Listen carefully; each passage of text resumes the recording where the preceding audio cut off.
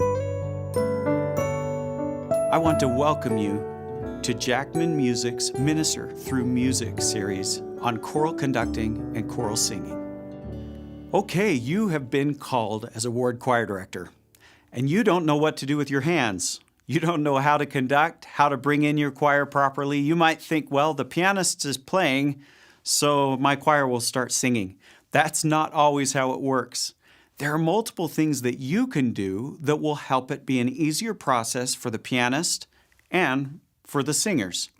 So let's go ahead and let's just start with what is called the prep breath. And this is the most basic, fundamental thing that you can do, and it works every time.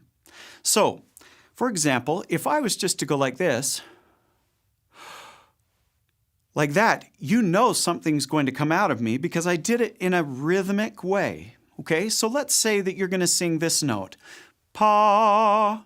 Okay, so I go like this, pa. So you notice that the breath was rhythmic, pa, the same speed as the note coming out. Okay, that is the most intuitive way for you to communicate with a singer that you want them to sing is through that breath. And you want to show them some confidence that they may not have by standing tall, by looking at them in the eyes. Okay? So the next thing you can do is a motion with your hand. And I'm sure you've seen many times conductors that conduct choirs. There are a lot of ways to do this. You can do it with a baton or with just your hand. A good way to put your hand is to make it so that it's basic. And what I mean by that is if I spread my hand in a way that draws attention to itself, it detracts from what I'm trying to accomplish. So, an easy way to do that is just to gently curve your hand like this. You don't want it to be too rigid, but something where there's just an even point. Okay, and if you have your thumb out, that's okay. That might be used later to show some sort of expression. Okay, but you don't want to do this. Or if you have a baton, you don't want to hold your pinky out. It may feel natural, but then your choir says, well, am I looking at your pinky or your baton? And you have multiple things going on there. So you want your hand just to be relaxed and down. The other thing is you want your wrist to just flow a little bit. Okay, it shouldn't be too rigid. It's not wood, right? So just that. So just try going up and down a little bit. Okay, just pulling like you have like a string attached to your fingers and you let it down.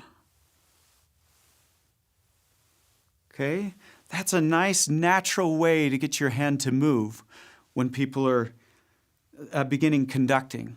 Okay, the other thing is knowing how to give a clear beat with that same fluidity of the wrist. Okay, so if you go 1, 2, 3, 4. Okay? Now I'm conducting with my right hand.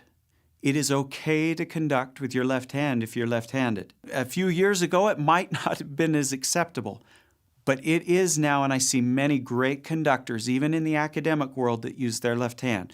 So you use the hand that is most comfortable to you. Okay?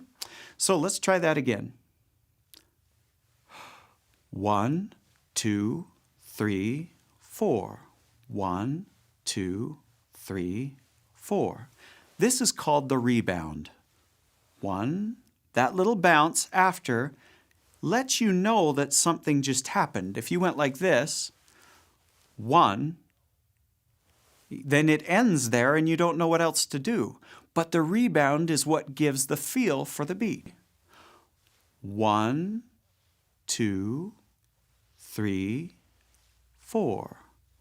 1, 2, 3, 4. Try that with me.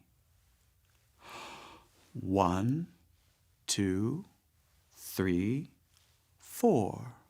1, 2, 3, 4. Very good. Now the speed between those points is also important. If I go like this, 1, 2, right? It doesn't have that flow. So meter the speed between the ictus points. And that ictus points is just a fancy way to say where that beat hits. Okay? Now imagine you have just a little drop of water on your finger and you're trying to get it off with just a little pat like that. Okay? That little pat will give a clear indication of where the beat is to those who are watching you. Okay? 4/4 time is probably the most basic time. In the hymn book, you're going to find a lot of pickup notes. Okay? That pickup note might be beat 4, so 1, 2, 3, 4, 1.